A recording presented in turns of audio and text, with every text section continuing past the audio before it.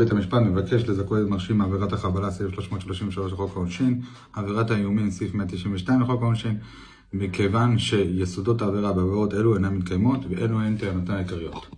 1. סעיף 333 לחוק העונשין אומר החובל בחברו שלא כדין דינו מאסר 7 שנים.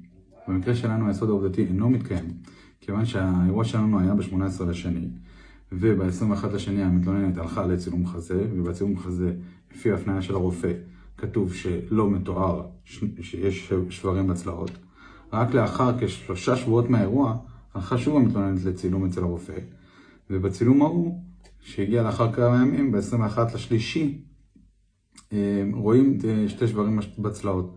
משמע שהשברים בצלעות קרו בין הצילום הראשון לצילום השני. זה לא היה כתוצאה מהאירוע שלנו, ולכן היסוד העובדתי אינו מתקיים במקרה שלנו. 2. לגבי עדות החבלה, לגבי אבי, בעלה של המתלוננת, טוען שהוא לא ראה את מרשים מרביץ למתלוננת, הוא רק שמע את זה לאחר מכן מאשתו, ולכן העדות היא עדות מפי שמוע, ועדות מפי שמוע אינה קבילה בבית משפט. ובנוסף, לגבי דנה, הבת שלהם, הבת של המתלוננת, היא בכלל טוענת שלא הייתה חבלה, לא היה שום דריכה על הצלעות, לא היה שום דבר שמרשי עשה ונגרם ממנו שבר. היא הייתה בזמן האירוע, באותו רגע שהם נפלו היא סובבה את הראש, ובאותו רגע היא הסתכלה על האירוע ולא ראתה שום אירוע של דריכה של מרשי כלפי המתלוננת. 3. עדויות המתלוננת סותרות את עצמם ואת עדות הבת. את עצמם בכך שבעדות השנייה של המתלוננת ב6/3/2007 המתלוננת אומרת שהיא כבר 10 ימים בבית כתוצאה מאירוע חבלה.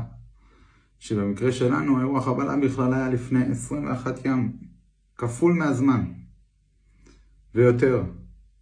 ובאירוע שכזה מכונן, אירוע כזה דומיננטי עם שברים בצלעות, בטווח כה קצר, המתלוננת הייתה צריכה לזכור את התאריך של אירוע חבלה. משמע שאירוע חבלה נוצר לאחר האירוע שלנו, והמתלוננת רק רוצה להפיל את זה על מרשי, עקב הסכסוכים ביניהם. 2. בעדות הראשונה שהמתלוננת, בתזכיר של השוטר, היא טוענת שהיא הייתה בזמן האיומים, היא הייתה באירוע, ראתה, הייתה נוכחת. בניגוד לעדות השנייה, שטוענת שהיא לא הייתה בזמן האיומים, היא שמעה את האיומים, אני אהרוג אותך, אני ארצח אותך, יש לי סכין, שמעה אותה מבחוץ, ותוך כדי שהיא רצה, במדרגות, היא שומעת אותם. בנוסף, עדות המתלוננת סותרת את עדות הבת. עדות הבת אומרת שאחרי הנפילה, שנייה אחרי הנפילה, היא ראתה את אמא שלה, והיא טוענת שהיא לא ראתה את מרשי דורך לה לצלעות ושובר אותם. מנגד, המתלוננת טוענת בעדותה שאחרי הנפילה מרשי דרך לה לצלעות. ועוד, המתלוננת טוענת בעדותה שאחרי שהוא דרך לה לצלעות כאב לה נורא והיא עלתה הביתה. מנגד שעדות הבת אומרת שאחרי שאירוע הנפילה הם קמו, הסתובבו בבית, מרשי הראה להם נזקים, סדקים בקירות, והבת עוד עזבה את המקום, והאמא נשארה קצת עם מרשי ולאחר מכן עלתה הביתה. 4. לפי סעיף 192 לחוק העונשין, עבירת האיומים היא עבירה של כוונה מיוחדת. במקרה שלנו היסוד הנפשי אינו מתקיים. מדוע היסוד הנפשי אינו מתקיים? כי המתלוננת ואבי ראו, על פי עדותם, ראו את מרשי מחזיק את הסכין במטבח. סכין במטבח, זה הגיוני שבן אדם יחזיק סכין במטבח לצורכי בישול, להכין אוכל, ולכן אי אפשר להוכיח את הכוונה המיוחדת שהיה למרשי בעבירת האיומים. אי אפשר להוכיח פה שהוא התכוון לאיים עם הסכין נגד אבי. בנוסף, לגבי עדות האיומים, העדים שלנו, אבי ודנה, מעידים שהם לא ראו את מרשי מאיים, הם רק שמעו את מרשי מאיים.